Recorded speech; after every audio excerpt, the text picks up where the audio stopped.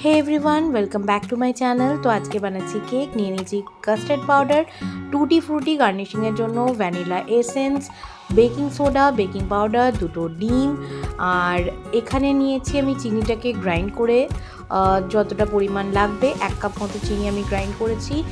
আর এখানে নিয়েছি white oil, আর আমি আজকে এখানে আমুল দুধের প্যাকেটটাও নিয়েছি যাতে একটু মিষ্টিটা অ্যাডজাস্ট হয়। আর নিয়েছি ময়দা।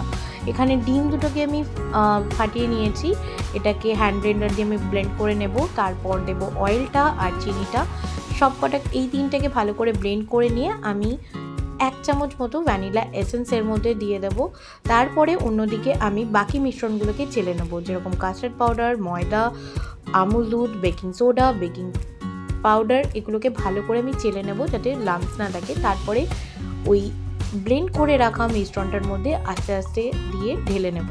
এদিকে আমি যে পাত্রে কেকটা বানাবো সেখানটাকে প্রি হিট করতে দিয়ে দিয়েছি। এখানে একটা ডেচকির মধ্যে কভার দিয়ে দিয়েছি, আর নিয়ে নিয়েছি একটু নুন, আর মধ্যে একটা স্ট্যান্ড দিয়ে দিয়েছি।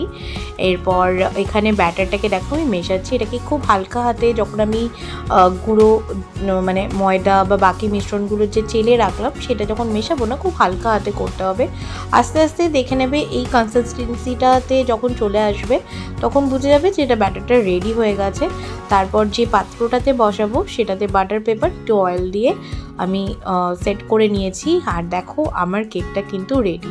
এটা কি করে বুঝবে হয়েছে সেটার জন্য একটা ফর্ক বা ছুরি দিয়ে মাঝখানটা একটুখানি গর্ত করে দেখবে, আর বের করে নেওয়ার পর যদি দেখো যে লেগে না থাকে তার মানে বুঝবে যে এটা একদম রেডি।